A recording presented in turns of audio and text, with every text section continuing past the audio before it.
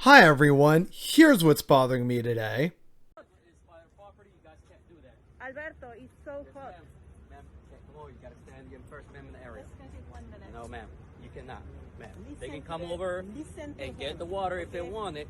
You cannot come over here and pass out any water, even on the grass. Yes, ma'am. Listen to him. Ma'am, this is gonna be pretty simple. You're gonna be hit for trespass Why not?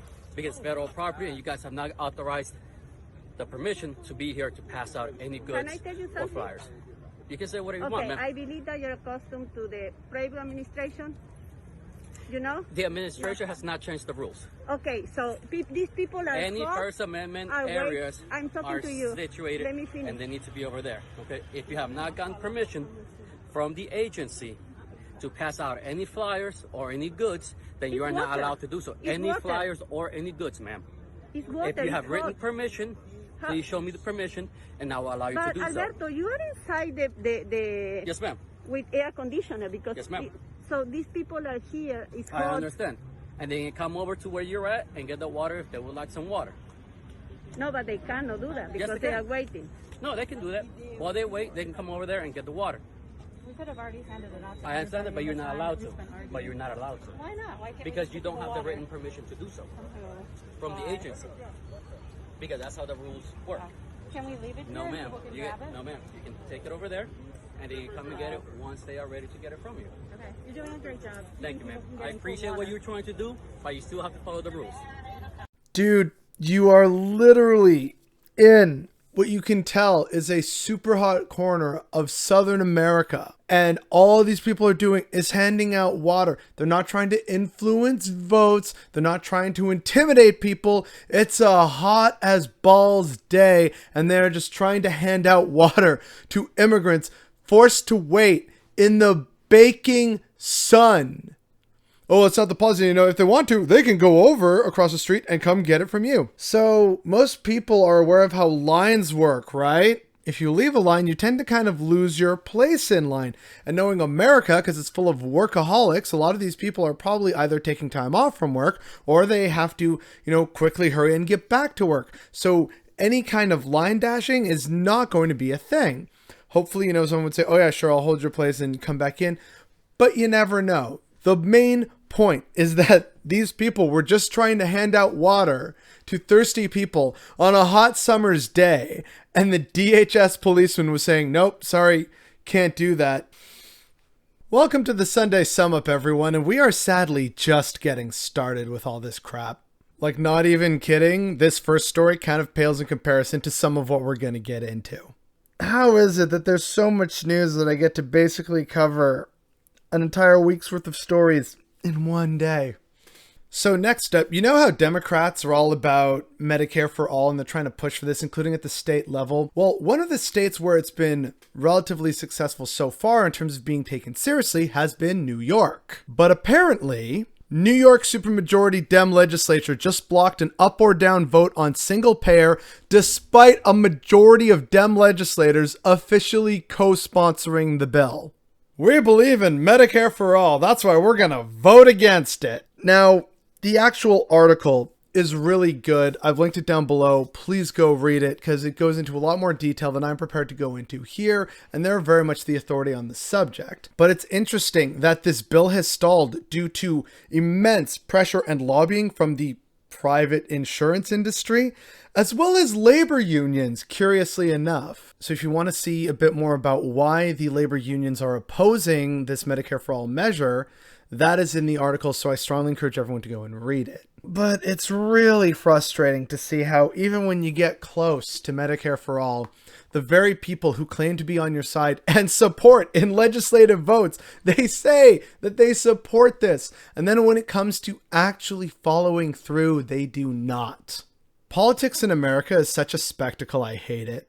And then in other American news, we have the fact that in a 6-3 ruling, the Supreme Court of the United States upholds 2 Arizona voting provisions, a ban on so-called ballot harvesting, and a policy that throws out an entire ballot if it was cast in the wrong precinct. Challengers argued that both provisions discriminate against minority voters. So yeah, the challengers are probably correct, but hey, welcome to Trump's new conservative Supreme Court. Arizona is such a shit show. But hey, what else can you expect from the world's greatest democracy that actively tries to undermine democracy at the state and federal level? Just watch. Now there's going to be some person in the comments at some point saying, well, that's because we're a republic, not a democracy. But anyway, on to the next horror show from America. Southwest Air forced an employee to attend an unsafe training session during COVID. She got the virus and passed it to her husband who died. She sued the airliner. The judge tossed it out, saying that while she has a case, allowing it to proceed would unleash a wave of similar suits. Oh no! Criminal accountability! How dare we? Isn't that your fucking job as a justice? Oh, geez, look, lady, I know you have a really solid case here, but this is a lot of work for me and the other judges who have been paid off by these companies. I mean, in our totally unbiased opinion, this is just not really something that we should proceed with, because that would make a lot of work and result in a lot of justice, which is totally not my wheelhouse as a judge. Like a judge literally said, hey, you have a case, but we're not going to move through with it because that would open up more lawsuits. Dipping across the pond for a bit, we have some very distressing news from Britain. Apparently, a school in Leicestershire is making smiling and eye contact compulsory, no toilet between lessons, asking permission to pick up a pen, no looking out of windows, like whistle commands. It is messed up and is not a conducive environment for healthy learning. Thanks to Pete Warmby for bringing this to my attention, but my God, some of this stuff is ridiculous. Pupils at a secondary academy have been told to always smile and learn how to respond to whistle commands in a bid to improve classroom respect. That's the one in Leicestershire. Children at John Fernley College in Melton Mowbray must also ask for permission when picking up a pen and refrain from looking out the window. The new rules will apply to learners from September and are designed to prepare them for later life. In what fucking world do those things prepare you for later life? This was definitely written by a sociopath and probably someone else who's just really obsessed with, kids these days don't have enough respect for their elders, even though the elders may not be deserving of any respect whatsoever. Like, it reeks of that. And then bringing it finally back across the pond and up here to Canada, this woman, Tamara Hins, tried to get into a hospital, but the hospital has a temperature sensor that will or will not allow you in based on the temperature it records. Because it was so hot, at 38 degrees, it sensed a fever and so it wouldn't let her in. As she says so eloquently here, the temperature sensing pandemic robot is malfunctioning because of climate change is the most dystopian thing I've ever written. And then later that day, the ocean caught on fire. Another dystopian story from Canada is this one, where apparently, according to Mecky McCauley, if you're on ODSP and your caseworker quits, the process to get a new caseworker requires having a caseworker. You can't make this shit up.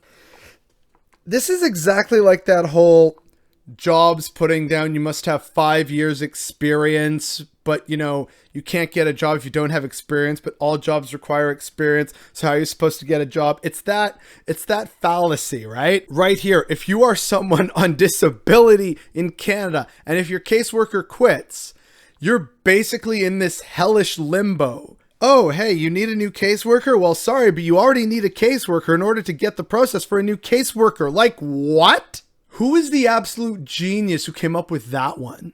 And then last but not least, the terrible dystopian climate change and pandemic cherry on top is this. On Monday, 49.6 degrees yesterday. The effects of climate change are clear. And so what does the federal government plan to do to ensure that we can adapt to current and future challenges? Well, Jonathan Wilkinson is Canada's Minister of Environment and Climate Change. He joins us on the line this morning. Good morning to you, Minister. Good morning. Is there any doubt at all in your mind that what we have seen here in BC over the past few days is a direct result of climate change?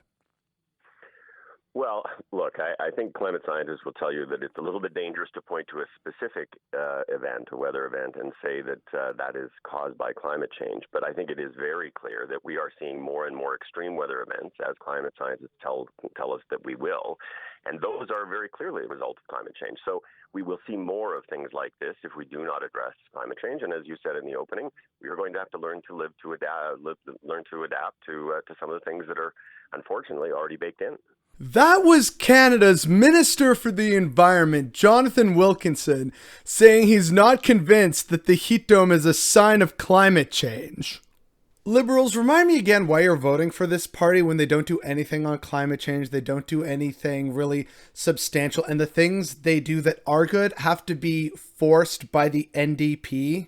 What do you people see in this party? And, before people say, well, it's a once in a millennia thing and we don't know about that. We have actually been warned for years that stuff like this was coming.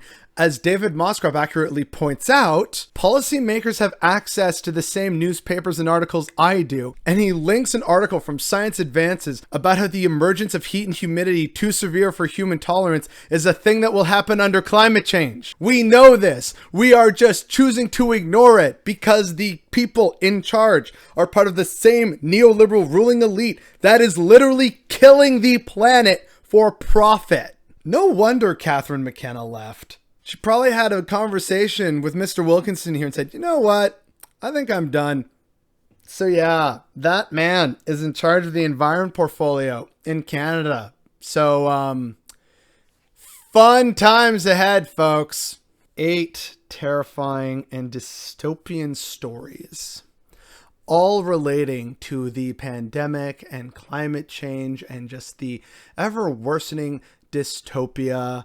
And again, the common thread throughout all of them is the unity of the ruling class, whether it's conservative and liberal or Democrat and Republican. From the absurd school rules in Britain to the Dems who claim to support Medicare for all and then kill their own bill in backroom deals with businesses, to the, advent of terrible heat and humidity that our leaders, be they one side or the other, have known about for years and decades and have chosen not to act. All these different stories all revolve around the one singular truth that the ruling class is completely unified. It's both halves of the same, neoliberal coin, and these two halves are the same two parties that we keep electing that keep making the situation worse and worse. We can have way less bad news if we start voting for these people way less and giving them way less influence and power. It is time to cut back on the power and influence of the neoliberal elite that is using their form of unfettered capitalism to destroy and worsen everything from our classrooms to the environment. Only then can we actually finally start to move forward and experience less of a dystopia. But there is no future that isn't a dystopia where we don't also get rid of capitalism. We can fix these problems, but first we need to fix our system, and that means basically starting from scratch at this point to get rid of all the influence that corporations and individual wealthy elites have, and all the corrupted officials who are holding the levers of power, concentrating just a handful of people across just 2 or 3 parties. It is unacceptable, and the fact that it continues to this day is definitely what's bothering me today.